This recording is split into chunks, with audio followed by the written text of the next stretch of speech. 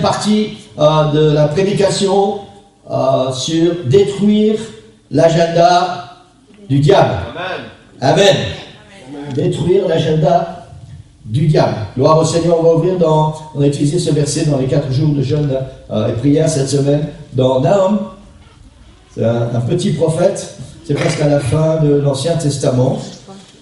Nahum chapitre 2 et le verset 2. Oui, ça dépend des traductions. Celle de mon ordinateur m'avait donné le verset 1. Le destructeur marche contre toi. Garde la forteresse. Veille sur la route. Affermis tes reins. Recueille toute ta force. On va lire ce verset encore une fois. Le destructeur marche contre toi. Peut-être c'est bien si on va le lire tous ensemble à voix haute ce matin. Le destructeur marche contre toi. Garde la forteresse. Veille sur la route. Affermis tes reins. Recueille toute ta force. Seigneur, merci pour ta parole, Seigneur.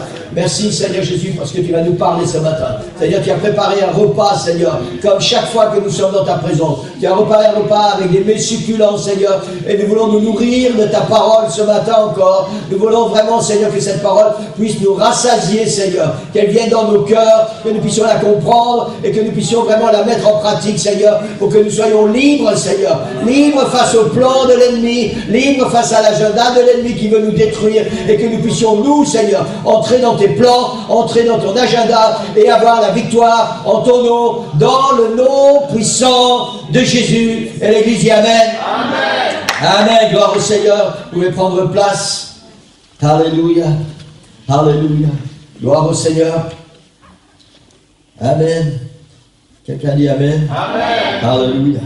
Alléluia. Je ne sais pas ce qu'il y a dans vos cœurs, Église, mais il y a quelque chose de grand, de fort, de puissant dans mon cœur. Amen. Et j'espère vraiment que je vais réussir à partager ça avec vous. Amen. Que votre cœur et votre âme aient soif ce matin.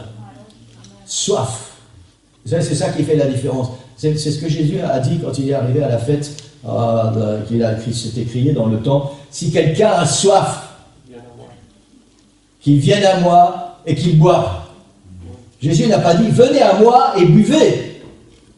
Il a dit si quelqu'un a soif. Et c'est ça qui fait toute la différence. Parmi tous ces gens qui étaient là, réunis dans le temple, Jésus a dit si quelqu'un a soif, qu'il vienne à moi et qu'il boive. Et c'est seulement ceux qui ont soif du Seigneur. C'est seulement ceux qui ont faim de la parole du Seigneur qui seront désaltérés et qui seront rassasiés. Si quelqu'un a soif, qu'il vienne et qu'il boive. Et c'est vraiment le désir de mon cœur ce matin que nous ayons soif, que nous ayons faim de la parole du Seigneur. Pas seulement venir écouter un prédicateur ou un pasteur. On est venu entendre la parole du Seigneur pour moi, aujourd'hui, pour ma vie. Et il faut que cette parole, elle puisse rentrer dans nos cœurs, qu'elle puisse nous nourrir et qu'elle puisse changer notre vie. Et nous aider à aller de l'avant avec ce que le Seigneur va nous donner ce matin. Amen. Quelqu'un dit Amen. Amen. Gloire au Seigneur. Continuez à dire Amen, ça m'encourage. Hein. Voilà, si vous ne dites pas Amen, j'ai l'impression que vous êtes déjà endormi ou que vous n'êtes pas d'accord. Non, je plaisante. Amen. Le diable a programmé un agenda pour exterminer l'Église de Jésus-Christ et l'Église doit se lever pour détruire cet agenda. On a parlé de ça déjà en détail dimanche dernier. C'est une certitude, c'est une réalité. Le diable a déterminé un agenda pour chacune de notre vie, pour notre destruction. Et nous devons être conscients de cela. On n'est pas ici pour jouer à la balle. Le Seigneur Jésus n'est pas mort sur la croix pour que nous puissions jouer à l'église. Le Seigneur Jésus est mort sur la croix pour se construire une église et pour que cette église sur la terre puisse combattre l'ennemi et qu'elle puisse détruire les plans et les agendas du diable. Ça, c'est ce pourquoi Jésus est mort sur la croix. Et nous devons être conscients de cela. Amen. Sur chacune de nos vies. Et si nous sommes réalistes, Si nous prenons juste un peu de temps pour regarder ce qui se passe dans nos vies, aujourd'hui, hier, avant-hier, il y a une semaine, il y a un mois, on va très vite réaliser comment le diable est combatif. Exact. On va très vite réaliser qu'en effet, il a un agenda qu'il essaie de mettre au point et de mettre en action pour détruire ma vie. Et non seulement ma vie, mais pour la vie de tous ceux qui sont autour de moi, de ma famille, de mon église. C'est une réalité, Église. Et nous devons être conscients de cela. Et si nous sommes conscients de cela, alors nous ne pouvons pas vivre n'importe comment. Nous devons vraiment mettre notre vie dans les mains du Seigneur et dire, Seigneur, qu'est-ce que je dois faire? Comment je dois le faire? Seigneur, utilise-moi. Allez sur nos genoux, dans le jeûne, dans la prière. Seigneur, qu'est-ce que tu veux que je fasse? Seigneur, enseigne-moi, instruis-moi, donne-moi la sagesse, donne-moi l'intelligence. Parce qu'avec notre intelligence humaine, on ne peut rien faire. Même si nous étions l'homme ou la femme le plus intelligent du monde, notre intelligence ne pourrait rien nous apporter face au plan de l'ennemi. Parce que nous agissons dans un domaine spirituel. Nous n'agissons plus dans un domaine charnel et terrestre. Nous entrons dans un domaine spirituel. Dans le domaine des esprits. C'est juste. Amen. Et nous devons croire vraiment, Église. Parce que notre vie en dépend. Nous devons croire vraiment que le diable a programmé un agenda sur nos vies, sur chacune de nos vies. Et même pendant notre sommeil, il va travailler avec nos pensées. Vous savez, j'ai l'habitude, tous les soirs, avant d'aller dormir, dans ma dernière prière du jour, je dis, Seigneur, protège-nous, parce que je prie pour ma famille en particulier, protège-nous et protège nos pensées, pour que le diable ne puisse pas venir pendant notre sommeil, pendant ces moments où nous ne pouvons pas réagir, que le diable ne puisse pas venir mettre des choses dans notre esprit. Seigneur, il faut que toi, tu contrôles mes pensées pendant que je dors. Amen. Et si ce n'est pas Dieu qui contrôle nos pensées pendant notre sommeil, le diable vient. Et toutes ces pensées qu'il a mises dans notre tête pendant la nuit, nous allons les mettre en action dès que nous serons levés. C'est exactement ce qui se passe. C'est pour ça que nous avons besoin d'être vigilants avec ça.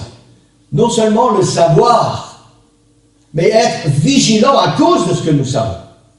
Parce que savoir les choses, c'est bien, mais si on ne fait rien pour que ça change, si on ne fait rien pour contrer ça, pardon, si on ne fait rien pour se battre, ça ne sert à rien de le savoir.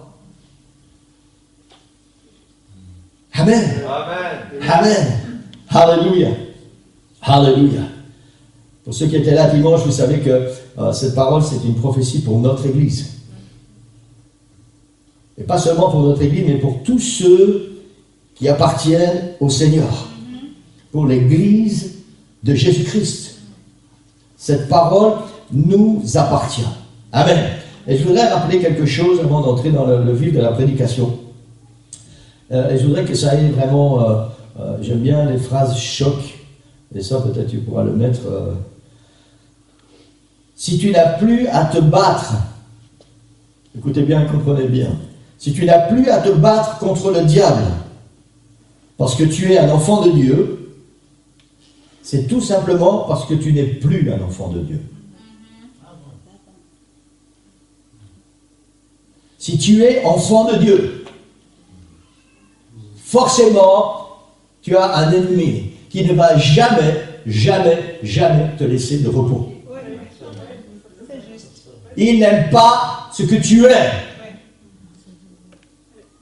Et si tu n'as plus à te battre contre les assauts du diable, à cause de qui tu es, un enfant de Dieu, c'est simplement parce que tu n'es plus un enfant de Dieu. Et si tu n'es plus un enfant de Dieu, tu appartiens au diable. Et si tu appartiens au diable, tu ne vois pas pourquoi il va venir te torturer. Hein. Il va te laisser tranquille, dans ton coin, pour que tu ne viennes plus dans la présence du Seigneur. Il faut aussi que nous comprenions cela, Église. Je sais que ce n'est pas facile de se battre. Et nous avons des combats réguliers. Et la vie de chrétien, la vie d'enfant de Dieu, c'est une vie de combat jour après jour. Peu importe la taille du combat, peu importe la nature du combat, mais jour après jour, nous avons à nous battre. À partir du moment où nous avons ouvert les yeux le matin, alors nous devons commencer à combattre. Parce que le diable met déjà ses plans en action. Et si nous n'avons pas à nous battre, c'est que nous n'appartenons plus au Seigneur. Nous ne sommes plus des enfants de Dieu. Ça aussi, il faut être réaliste. Il faut arrêter de nous cacher la face, de nous voiler la face. C'est une certitude, c'est une réalité. Si tu n'as plus de combat spirituel dans ta vie, je ne parle pas des fardeaux de la vie, hein. Je parle de combat spirituel. Combattre pour notre salut, combattre pour notre âme, combattre pour prier, combattre pour jeûner, combattre pour notre témoignage, combattre pour prendre du temps dans la lecture et la méditation de la parole du Seigneur. Je parle de tout cela. Si tu n'as plus à combattre dans ta vie à cause de cela, c'est parce que tu n'appartiens plus au Seigneur. Tout simplement parce que peut-être tu ne pratiques plus tout ça. Et le diable te laisse tranquille. Il ne va certainement pas venir te rappeler que « Hey, tu as oublié de prier aujourd'hui. » Amen. Amen. Amen. Gloire au Seigneur. Amen. Alléluia. Si les combats sont là, c'est que tu appartiens au Seigneur et que tu es toujours sur le bon chemin. Et ça, Église, ça doit nous encourager, ça doit nous fortifier. Si tu dois mener des combats à cause de ta position d'enfant de Dieu, alors remercie le Seigneur. Seigneur, je me bats juste parce que je t'appartiens et je vais continuer de me battre. Et si je dois me battre face à l'ennemi, c'est parce que je suis dans le bon chemin. Amen. Amen. Et ça, c'est quelque chose qui doit vraiment nous encourager et nous devons nous battre pour continuer de nous battre contre l'ennemi. Amen. Gloire au Seigneur. L'apôtre Paul encourage Timothée dans 1 Timothée 6, 12. Voilà. Il dit, combat le bon combat de la foi. Il y avait des pointillés. Combat le bon combat de la foi, saisis la vie éternelle. Amen. Timothée, c'était un jeune pasteur que l'apôtre Paul a formé lui-même et il a laissé à l'église, je pense que c'est à l'église de Corinthe, si mes souvenirs sont bons, pour commencer à bien diriger l'église, à nommer des anciens, pour faire des fondements dans cette église. Et l'apôtre Paul dit à Timothée, combat le bon combat de la foi. Amen. Saisis la vie éternelle. Ça veut dire que si tu combats le bon combat de la foi, au bout de ton combat, il y a la vie éternelle. Exact. La vie éternelle dépend de ton combat. Yes. Amen. Amen. Amen. Alléluia. Saisis le bon combat. Gloire au Seigneur. Dans le dernier livre de la Bible, Romain nous a rappelé jeudi que on nomme à tort ce livre Apocalypse. Le nom normal du livre, c'est Révélation. Révélation de Jésus-Christ. Et dans ce dernier livre, Jésus parle aux 7 églises qui représentent dans l'ensemble l'église de notre époque, l'église de la fin des temps, celle dans laquelle nous vivons. Et à toutes ces églises, voici ce que Jésus dit. À l'église d'Éphèse, il dit que celui qui a des oreilles entende ce que l'Esprit dit aux églises. À celui qui vaincra, je donnerai à manger de l'arbre de vie qui est dans le paradis de Dieu. À l'église de Smyrne, il dit que celui qui a des oreilles entende ce que l'Esprit dit aux églises. Celui qui vaincra n'aura pas à souffrir la seconde mort. Amen. À l'église de Pergame, que celui qui a des oreilles entende ce que l'Esprit dit aux églises. À celui qui vaincra, Pierrina, je donnerai de la manne cachée, c'est mon père dit ça, et je lui donnerai un caillou blanc, et sur ce caillou est écrit un nom nouveau que personne ne connaît, si ce n'est celui qui le reçoit. À l'église de Thyatire, à celui qui vaincra et qui gardera jusqu'à la fin des œuvres, je donnerai autorité sur les nations. Que celui qui a des oreilles entende ce que l'Esprit dit aux églises. À l'église de Sardes, celui qui vaincra sera revêtu ainsi de vêtements blancs. Je n'effacerai point son nom du livre de vie, et je confesserai son nom devant mon Père et devant ses anges. Que celui qui a des oreilles entende ce que l'Esprit dit aux églises. Amen. À l'église de Philadelphie, celui qui vaincra, Je ferai de lui une colonne dans le temple de mon Dieu, et il n'en sortira plus. Amen. J'écrirai sur lui le nom de mon Dieu, le nom de la ville de mon Dieu, de la nouvelle Jérusalem qui descend du ciel auprès de mon Dieu, et mon nom nouveau. Amen. Que celui qui a des oreilles entende ce que l'Esprit dit aux églises. À la 7e église, à l'église de Laodicée. C'est toujours Jésus qui parle. Et il dit, celui qui vaincra, je le ferai asseoir avec moi sur mon trône. Amen. Waouh! Comme moi j'ai vaincu et me suis assis avec mon Père sur son trône.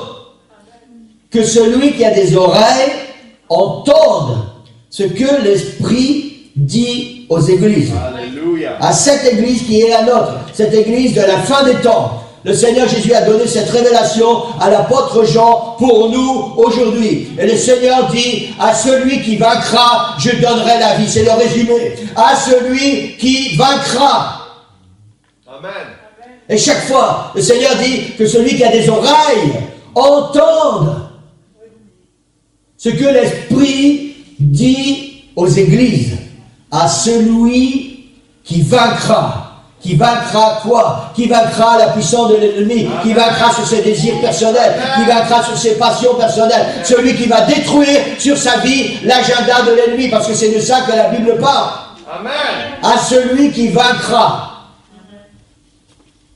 Et le Seigneur nous appelle à être des vainqueurs, à être victorieux. Amen. Mais pour être victorieux, pour être des vainqueurs, il faut se battre. Il n'y a pas de victoire sans bataille. Tu ne vas jamais gagner quelque chose si tu ne t'es pas battu. C'est juste.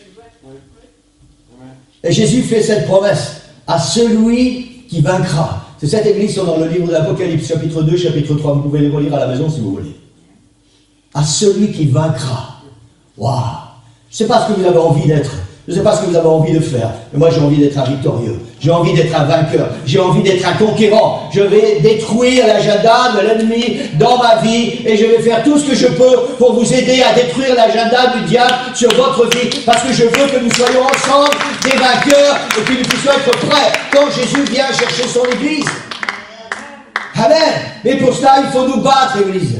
Et ça ne sert à rien. Je ne peux pas me battre tout seul pour vous. Il faut que vous aussi, vous puissiez vous battre.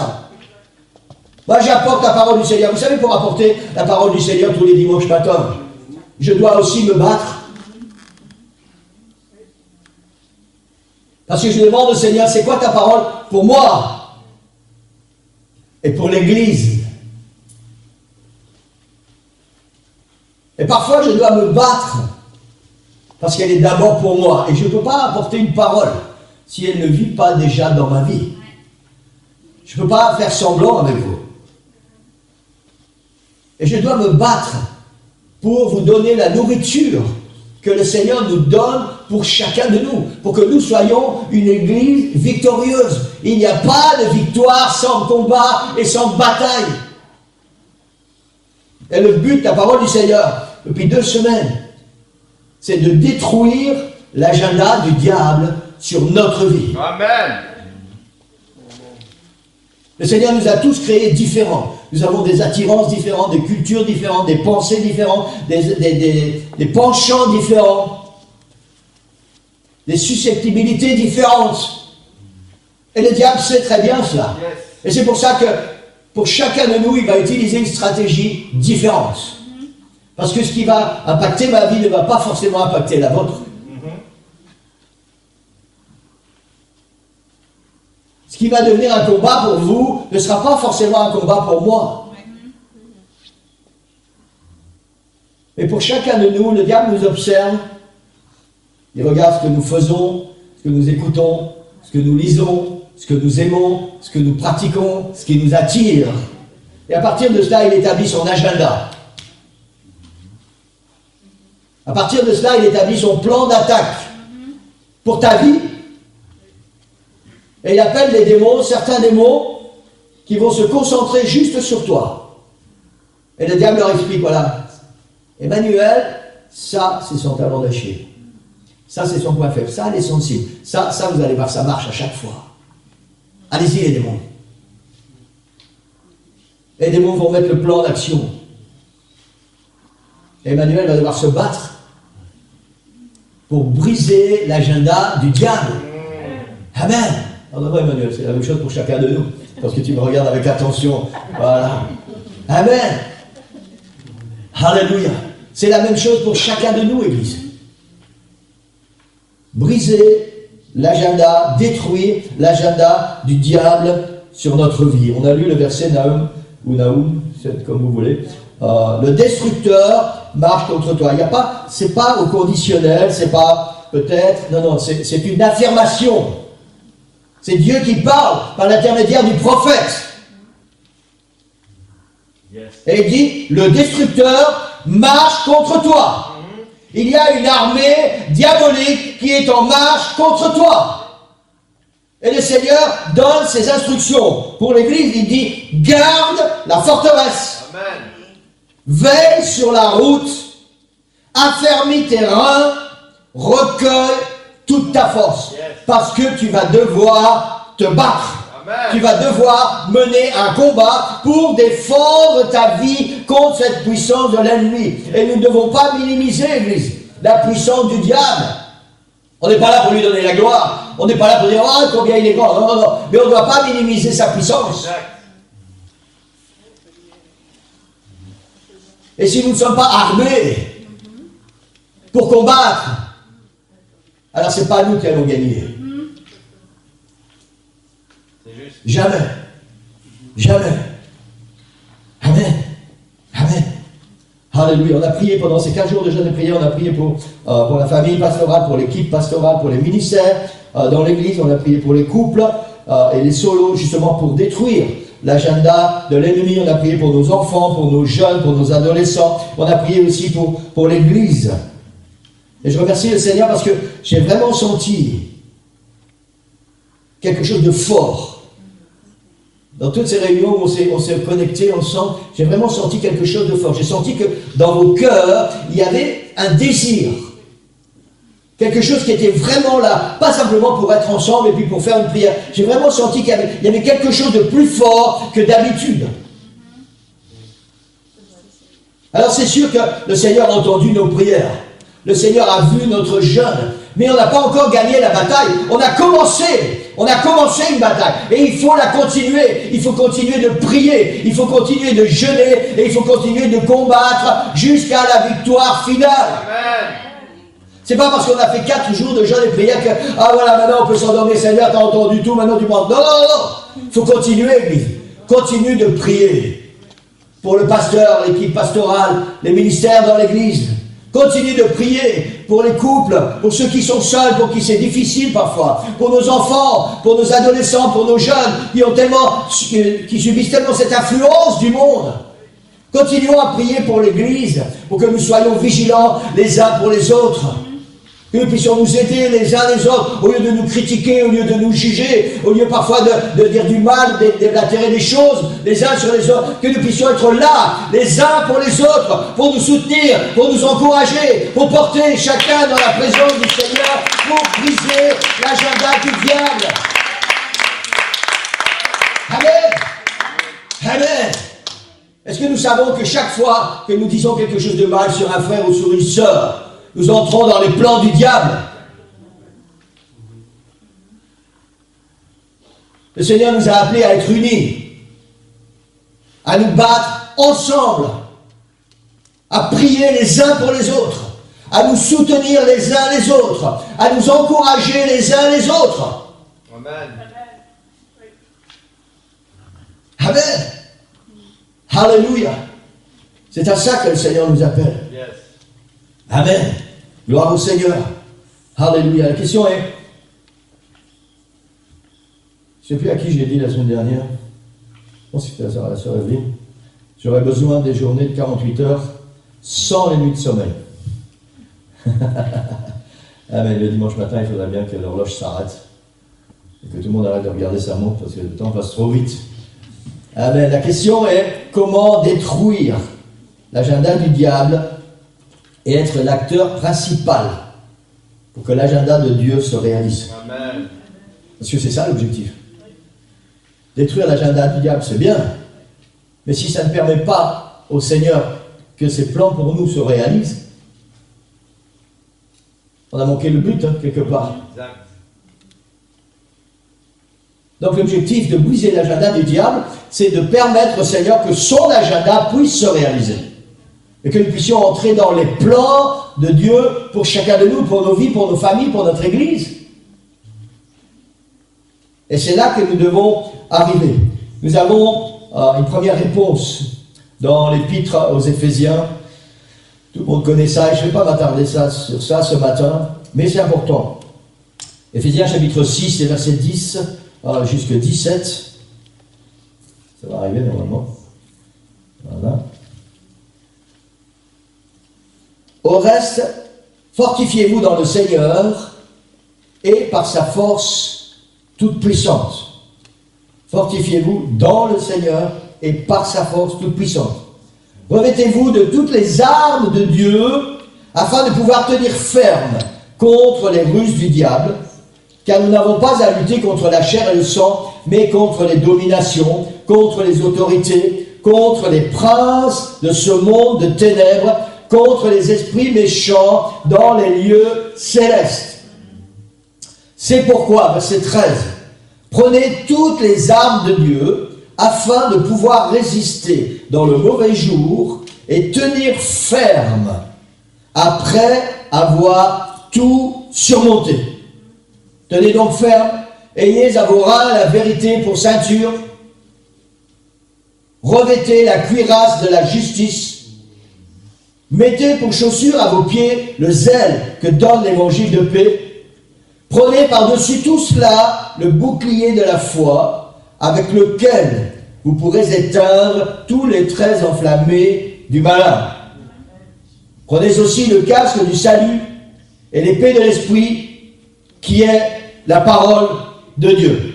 Amen. Nous connaissons tous les armes de l'esprit, et l'apôtre dit que nous devons nous en revêtir pour tenir ferme contre les ruses du diable.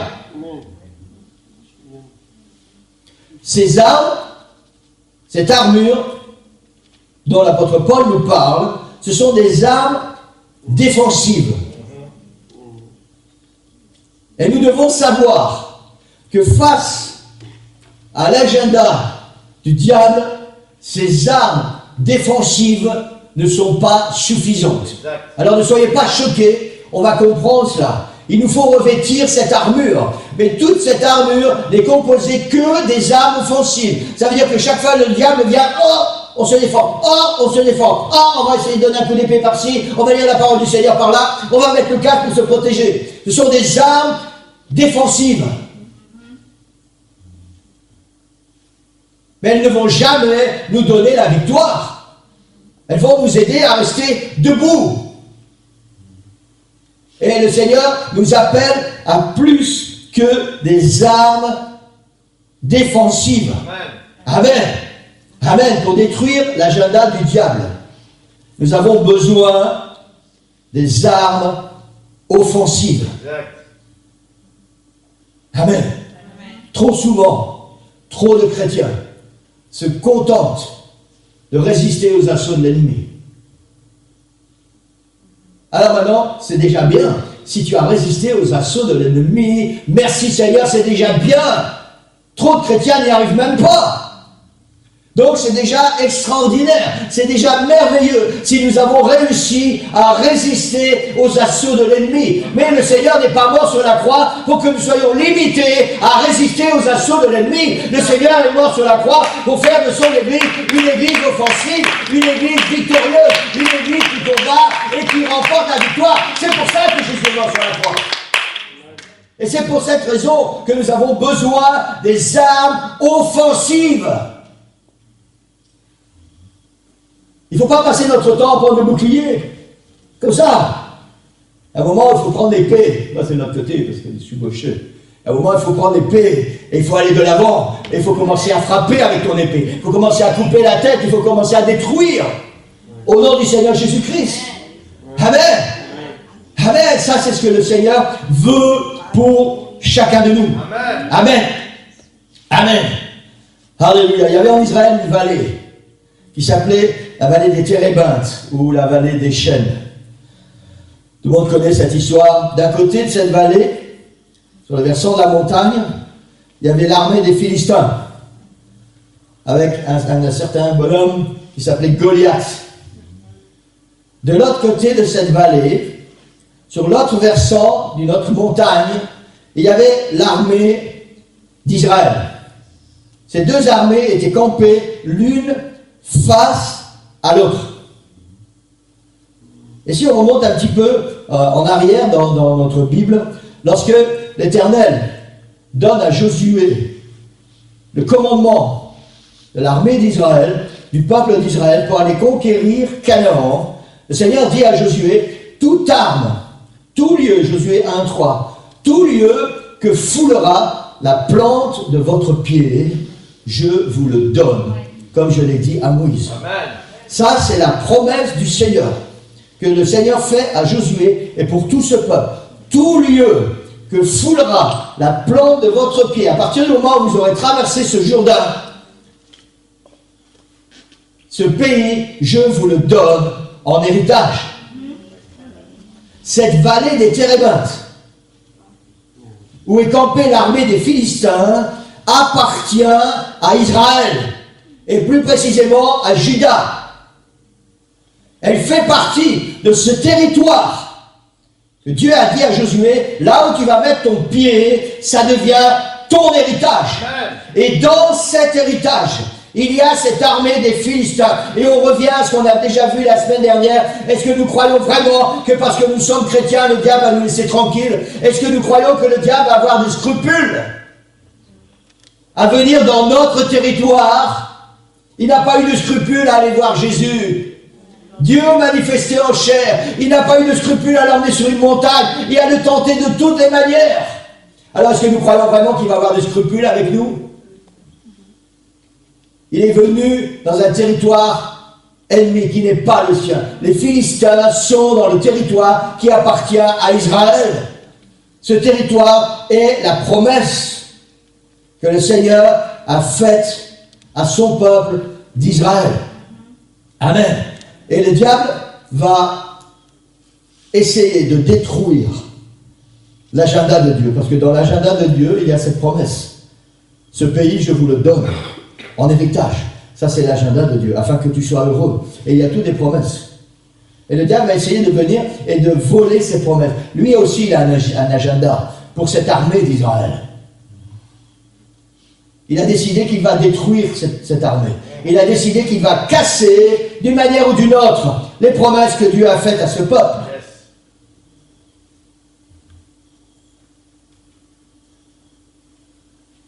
Chaque soldat dans l'armée d'Israël, à ce moment précis, chaque soldat est revêtu d'une armure de soldat, d'une armure de guerrier. Le roi d'Israël, le roi Saül, la Bible dit que c'était un homme qui les dépassait d'une tête. C'était un fort gaillard. L'armée d'Israël, celle à qui appartiennent les promesses. Et qu'est-ce qui se passe avec cette armée? Tous les matins et tous les soirs, de l'autre versant de la montagne, de l'autre côté de la plaine, quand il y a ce Goliath, ce géant qui s'avance, la Bible dit que toute cette armée, elle a peur et elle tremble. L'armée de l'Éternel, celle qui a reçu les promesses, celle qui est sur son territoire. Amen. Quand ce Goliath s'avance, cette armée, elle tremble. Elle a peur.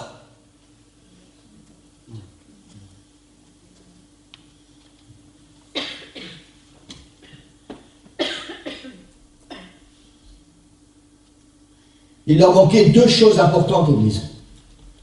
Ils avaient des armes défensives. Ils avaient un casque, une cuirasse, un bouclier, des sandales, une lance, une épée probablement. Ils avaient juste des armes défensives. Ils n'avaient pas d'armes offensives. Et pourtant, c'était le peuple de Dieu. Exact. mais il n'avait pas les armes offensives. Et quelque part, le Seigneur se trouve un homme qui s'appelle Samuel, un prophète. Et le Seigneur parle à Samuel. Samuel, c'est celui qui a déjà oint Saül comme roi d'Israël. Le Seigneur l'avait envoyé. Et puis Saül n'a pas été correct avec le Seigneur. Saül a préféré sa gloire personnelle plutôt que la gloire du Seigneur. Et Dieu l'a rejeté. Et le Seigneur parle à Samuel. Et il dit à Samuel, va dans la maison d'Isaïe là-bas. J'y ai vu pour moi le futur roi d'Israël, le prochain roi d'Israël. Et tu vas le oindre. Là, je vous passe tous les commentaires, tous les arguments de Samuel. Et Samuel va aller dans cette maison et il va demander à Isaïe de faire passer tous ses fils devant lui. Et le Seigneur à chaque fois dit non, c'est pas lui, c'est pas lui, c'est pas lui, c'est pas lui, c'est pas lui. Bon, en finir, on va chercher le petit David qui est dans les champs en train de garder les moutons. Et le Seigneur dit à Samuel, c'est lui. Et voici ce que le Seigneur dit à Samuel, chapitre 16, versets 12 et 13. Lève-toi, oins-le.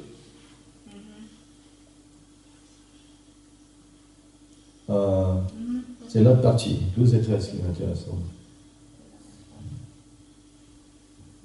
C'est bon. Ok. Lève-toi, oins-le, car c'est lui. Samuel prit la corne d'huile et l'oignit au milieu de ses frères. Et la Bible continue, l'Esprit de l'Éternel saisit David à partir de ce jour et dans la suite. Amen. Voilà la première arme offensive. L'Esprit de l'Éternel saisit David à partir de ce jour et dans la suite. Amen. David était loin de l'Esprit du Seigneur. Et c'est la première arme qu'il va utiliser. Nous retrouvons David sur le champ de bataille face aux Philistins. Écoutez bien ce que David va dire dans 1 Samuel chapitre 17. Il faudra qu'on prenne la même version. Comme ça, on a les mêmes versets. David dit aux Philistins. Il faut savoir que quand David arrive sur le champ de bataille, il voit toute cette armée d'Israël qui tremble. Et il entend la voix de ce géant, de ce Goliath. Et David est complètement perdu. Mais qu'est-ce qui se passe? C'est l'armée de l'Éternel. Qu'est-ce qui se passe? Pourquoi ils ont peur? Pourquoi ils tremblent comme ça? Et il se renseigne. Et on lui dit, ouais, mais c'est à cause de Goliath. Il a jeté un défi à Israël. Et il veut nous assujettir. Il a mis un agenda sur nous. Et il veut nous détruire. Exact. Quand David a été oint par Samuel, la Bible dit, l'Esprit de l'Éternel est tombé sur David à partir de maintenant et pour la suite. Exact. David était oint de l'Esprit de l'Éternel. Et quand il arrive sur ce champ de bataille, et quand il va aller au-devant de Goliath, il dit à Saül, t'inquiète pas Saül, moi je vais aller. David dit aux Philistins, tu marches contre moi avec l'épée, la lance et le javelot. Et moi, je marche contre toi au nom de l'Éternel des armées, du Dieu de l'armée d'Israël que tu as insulté. Il n'y a aucun doute dans le cœur de ce jeune David. Il parle à Goliath. Hein. C'est un mec qui faisait plus que 3 mètres. Hein. David, c'était encore un jeune homme. Et il regarde Goliath au loin et lui crie, aujourd'hui, l'Éternel te livrera entre mes mains, je t'abattrai et je te couperai la tête. Aujourd'hui, je donnerai les cadavres du camp des Philistins aux oiseaux du ciel et aux animaux de la terre, et toute la terre saura qu'il y a un Dieu en Israël. Amen.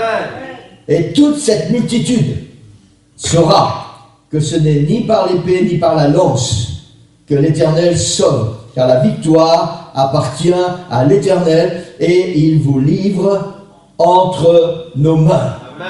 La première arme offensive de David, c'est qu'il était loin de l'Esprit et l'Esprit du Seigneur reposait sur lui. Amen. Il allait avec la force de l'Esprit de Dieu. Et la deuxième arme offensive de David, c'est je marche contre toi au nom de l'Éternel.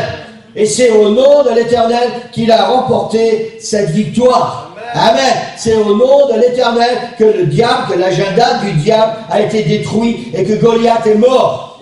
Et que toute cette armée philistine a dû s'enfuir. Parce qu'il était revêtu, David, de la puissance de l'Esprit de Dieu, et il a combattu au nom de l'Éternel. Voilà les armes offensives que le Seigneur met à notre disposition. Et c'est pour ça que je vous ai dit tout à l'heure, les armes défensives ne sont pas suffisantes. Elles vont nous aider à nous protéger, mais on ne va pas passer notre temps à nous protéger éternellement. Il y a un moment où il faut aller, et il y a un moment où il faut se battre. Et pour se battre et avoir la victoire, il faut des armes offensives. Il faut être revêtu de la puissance du Saint-Esprit, et il faut aller se battre au nom du Seigneur Jésus-Christ. Ce sont les armes que le Seigneur nous donne. Et c'est la seule manière pour nous de briser l'agenda du diable sur nos vies. Amen. La Bible nous donne un deuxième exemple, et je vais aller très vite. Amen. Nous connaissons ça sous le règne du roi Akab. À nouveau, le diable a programmé un agenda pour détruire le peuple d'Israël. Le roi Akab a épousé une prêtresse du diable. Et cette prêtresse, elle est venue en Israël avec tous ces faux prophètes, avec tous ces adorateurs du diable. Et elle a commencé à répandre tous ces adorateurs partout en Israël. Et ils ont commencé à contaminer, à infecter ce peuple de Dieu. Et la plupart du peuple d'Israël, des peuples de Dieu, étaient devenus des idolâtres. Et nous connaissons tous la suite de l'histoire. Le Seigneur va envoyer Élie. La Bible nous dit que Élie était un homme rempli de la puissance et de l'Esprit de Dieu. C'est ça qui fait la différence, Église. Élie était un homme rempli de la puissance et de l'Esprit de Dieu. Il n'agissait pas par ses propres forces. Il n'utilisait pas simplement des armes défensives. Il avait en lui des armes offensives. Il était rempli de l'Esprit et de la puissance de l'Éternel. Amen. Et il va aller seul. Et nous connaissons l'histoire. Il va rassembler sur cette montagne le roi Akab et les 850 faux prophètes. Je ne sais pas si vous avez déjà imaginé que chaque prophète, chaque faux prophète, était au minimum habité par un démon. Minimum. Élie va se retrouver avec au minimum devant lui 850 démons. Exact.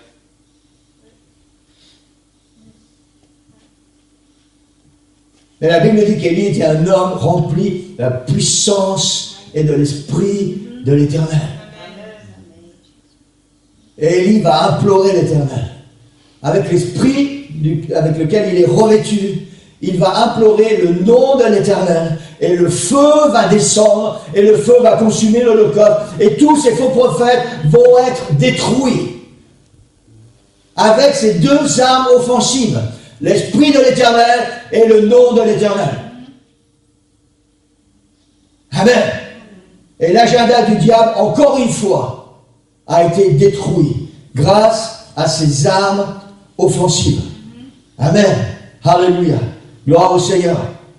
Plus près de nous, et je vais terminer avec ça ce matin, avant d'être enlevé au ciel, Jésus donne ses dernières instructions à ses disciples.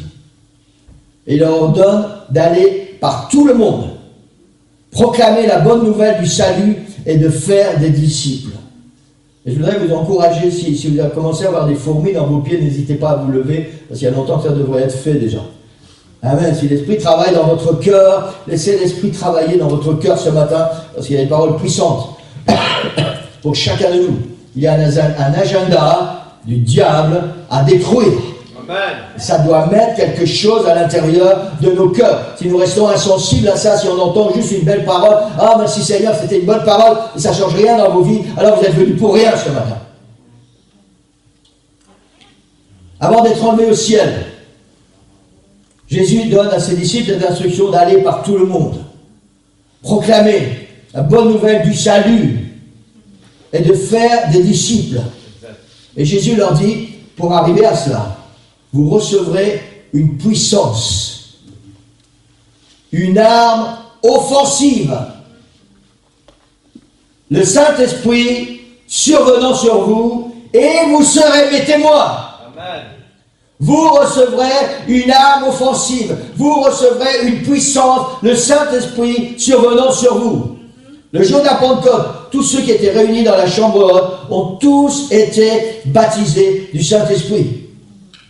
Amen. Et la foule est accourue, et nous connaissons aussi l'histoire. La foule est accourue, parce qu'il y avait tellement de bruit, ils voulaient savoir qu'est-ce qui se passe. Et Pierre s'est levé, et les autres apôtres ont suivi Pierre. Et Pierre a prêché le premier message apostolique. Repentez-vous, que chacun de vous soit baptisé au nom du Seigneur Jésus-Christ. C'est l'âme offensive, et vous recevrez le don du Saint-Esprit. C'est la deuxième âme offensive. Et alors vous serez des témoins, et alors vous serez sauvés. Amen. Ça, c'est la promesse du Seigneur. Cette promesse, elle s'est réalisée le jour de la Pentecôte. La Bible dit que 3000 âmes, 3000 âmes se sont données au Seigneur. Quelques temps plus tard, Pierre et Jean sont arrêtés parce qu'ils ont guéri ce paralytique qui était à la porte du temple. Et les chefs religieux ne sont pas contents. Alors ils sont arrêtés et se jetés en prison.